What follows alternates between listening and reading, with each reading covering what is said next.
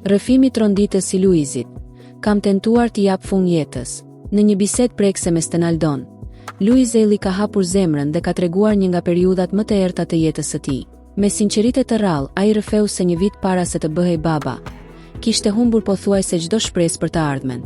Isha 37 vjeç kur I kisha humbur shpresat. Thoja që nuk ka njeri për mua. Nuk do kem kur familje, nuk do jem kur kryefamiljar. Nuk do jem kur një shembull I fëmijës tim, u shpreh Luizi, duke treguar dhimbjen e një njeriu që ndihej I vetëm dhe I humbur. Ai foli hapur për vetmin, depresionin dhe lodhjen shpirtërore që e kishin pushtuar.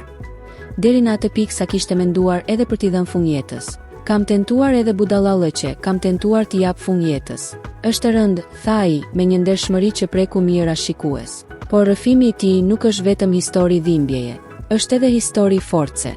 Luizi tregoi se si, pasi kaloi atë fazë të errët, arriti të ringrihej, të ndryshonte mënyrën e të menduarit dhe të gjente sërish kuptim në jetë. Ai foli për momentin kur njeriu ndalet, reflekton dhe zgjedh të vazhdojë, edhe pse plagët mbeten. Ky rrëfim e tregoi Luiz Eli jo vetëm si artist apo fenomen televiziv, por si një njeri të vërtet me frikëra, rënje dhe betejë të brendshme si shumë të tjerë. Mesazhi I tij është I fortë. Edhe kur gjithçka duket e humbur, jeta mund të ndryshojë. Edhe pas errësirës më të madhe, mund të vijë drita. Historia e Luizit është një thirrje për të mos u dorëzuar, për të folur, për të kërkuar ndihmë dhe për të besuar se çdo fazë e vështirë mund të kalohet. Sepse sot ai është dëshmia se nga dhimbja mund të lindë forca dhe nga vetmia mund të lindë shpresa.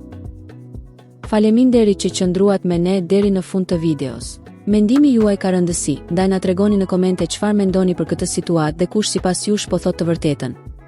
Mos harroni të abonoheni, ta pëlqeni dhe ta shpërndani me miqtë tuaj që kjo histori të shkojë sa më larg. Mbështetja juaj na motivon të sjellim për ju përdit përmbajtje edhe më interesante. Faleminderit që jeni pjesë e kanalit ton.